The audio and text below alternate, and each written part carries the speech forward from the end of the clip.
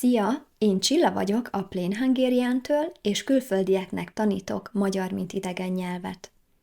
Van egy klubom, a Plain Hungarian Klub, és mostanában nagyon sok kérdés érkezett a klubbal kapcsolatban, és olyan sok minden van a klubban, hogy nagyon nehéz írásban válaszolni ezekre a kérdésekre, ezért úgy gondoltam, hogy csinálok egy videót, mert így könnyebb elmondani, hogy mi is ez a klub és mi van benne, és remélem, hogy te is kedvet kapsz, mert ez egy nagyon-nagyon jó dolog, mindjárt látni fogod. Az első kérdés, hogy kiknek segít ez a klub, kiknek hoztam létre. A klubom a podcastomra épül, és alapvetően A1 és A2 epizódok vannak benne, de vannak B1 és B2 szintű epizódok is. A podcast átiratban egyébként mindig vannak olyan magyarázatok, szókincs és nyelvtan, ami haladó diákoknak is hasznos, tehát nem csak kezdő diákoknak ajánlom a klubot és a podcastomat. Azt fontos elmondani, hogy az A1 szint az kezdőszint, de nem teljesen kezdőszint.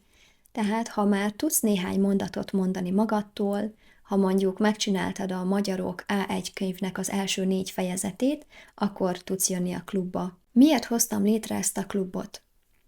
Alapvetően a magántanítványaimnak kezdtem el A1 szintű szövegeket és audiókat készíteni, és innen jött az ötlet, hogy miért ne tegyen föl ezt az internetre, hiszen A1 szinten még mindig nagyon kevés tananyag érhető el az interneten, úgyhogy így kezdődött a podcastom és a klub, és nagyon örülök, hogy elkezdtem csinálni, mert nagyon szeretem. A klub célja, hogy segítsek neked megtanulni magabiztosan beszélni magyarul, és abban is segítek, hogy önálló nyelvtanulóvá válj, vagyis hogy rendszeressé tedd a tanulást, és be tud illeszteni a mindennapjaidba. Mi van a klubban? Mint mondtam, a klub a podcastomra épül, 2 hetente jön ki az új epizód, és a klubtagok megkapják a podcast epizódnak az átiratát, tehát el tudják olvasni a podcastot, de ebben az átiratban még sok minden van. Megtalálod például a szavakat angolul és magyarul, de nem csak 3-4-5 szót, hanem az összes olyan szót, amiről azt gondolom, hogy új lehet neked, hogy hasznos lehet neked. A podcast végén írok kérdéseket, ezekkel tudsz gyakorolni, akár az írást vagy a beszédet, és általában ezekre a kérdésekre lehetséges válaszokat is írok, azért, hogy modellszöveget biztosítsak neked, és hogy segítsek megfogalmazni a saját válaszaidat. Néha van a podcast átiratban párbeszéd is az adott podcast témájához kapcsolódóan, és mindig vannak nyelvtani, kulturális és szókincs magyarázatok is, és néha ezekhez kapcsolódó feladatok.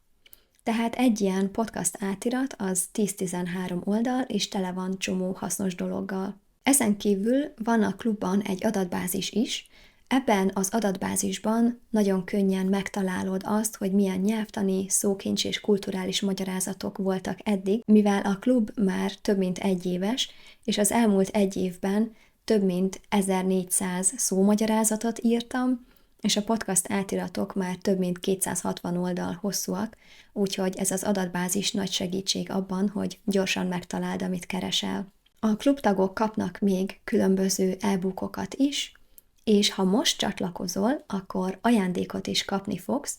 Az egyik ajándék például egy digitális szokáskövető.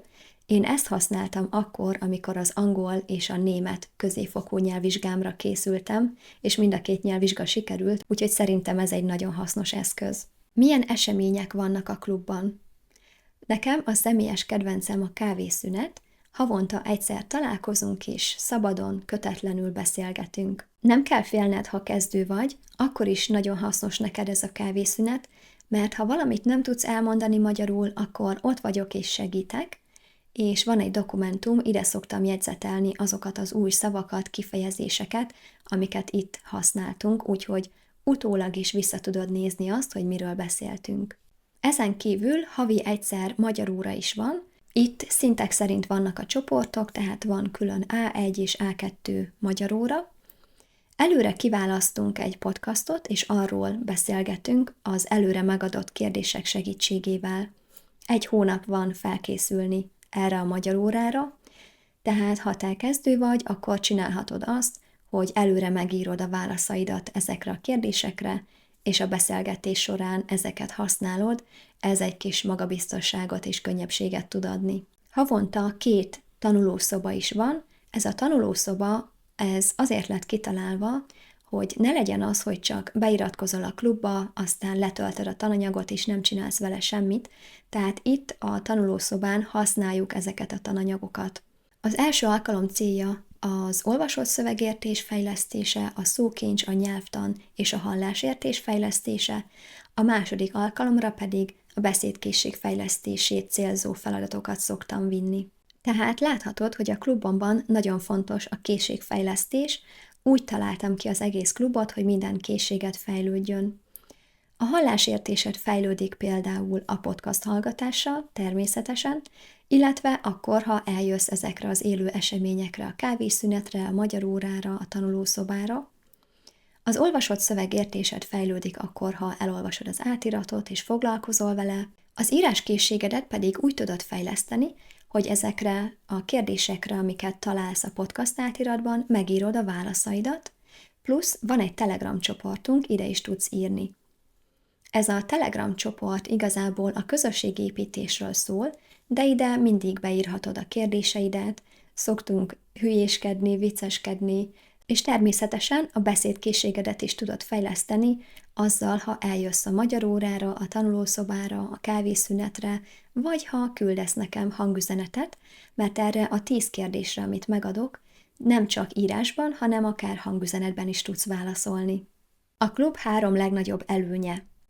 Az egyik, hogy én a beszélt nyelvet tanítom, tehát csak olyan szövegeket használok, amiket a való életben, a beszédben is használnánk, tehát itt olyan szavakat, kifejezéseket, akár szlenget is találsz, amiket a beszédben használunk, és ezeket semmilyen nyelvkönyvben nem fogod megtalálni leírva. A másik nagyon nagy előny, hogy itt nem csak tananyagot kapsz, hanem gyakorlási lehetőséget is, méghozzá elég sokat, ha akarod, akár minden héten is tudunk találkozni. A harmadik nagy előny, hogy mint mondtam, itt minden készség fejlesztésére fókuszálunk, tehát nem lesz az, hogy már nagyon jól tudsz olvasni, de nem tudsz beszélni, mert minden készséget egyformán fejlesztünk.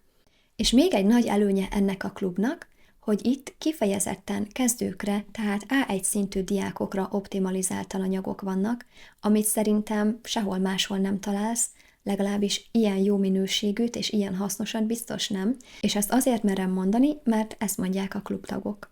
Nagyon sok kérdés érkezett a beiratkozással és a fizetéssel kapcsolatban is. Ha már ismered a Patreon oldalt, akkor nem lesz sok új meglepetés, mert a Ko-fi nagyon hasonló, csak fölmész a Ko-fi oldalra, kiválasztod a számodra megfelelő csomagot, 3-ból tudsz választani, beírod a fizetési adataidat, és kész is van. Tudsz fizetni Apple Pay-jel, Google Pay-jel, PayPal-lal, Stripe-al, bankkártyával és hitelkártyával, és ha egyszer feliratkozol, akkor ez az előfizetés havonta megújul, de ettől nem kell félni, mert a Ko-fira belépve bármikor le tudod mondani, nem kell nekem üzenetet küldened, nincs elrejtve a lemondás funkció, úgyhogy nagyon egyszerűen és könnyen működik. Még egy gondolat így a végére. Ha te egy olyan diák vagy, aki most azt gondolod, hogy úristen, nagyon jó ez a klub, de annyi minden van, hogy ez nekem túl sok, én nem tudok ezzel foglalkozni, nincs ennyi időm, energiám, ne ijedj meg! Egyrészt nem kell az elmúlt 1 év tananyagával foglalkoznod egyáltalán, minden hónapban megmondom, hogy mit kell csinálni, melyik tananyagot kell használni, hogyan kell használni.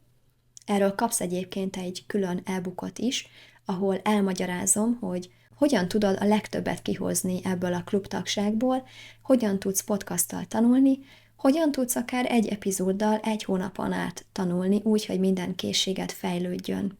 Tehát segítséget adok neked abban, hogy milyen tananyagból kell tanulni, és mit kell csinálni vele. Pontos, konkrét utasításokat és tippeket, tanácsokat adok.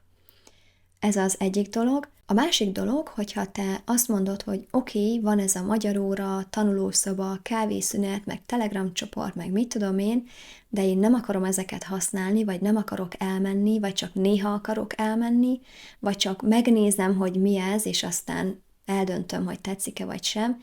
Ezt is lehet.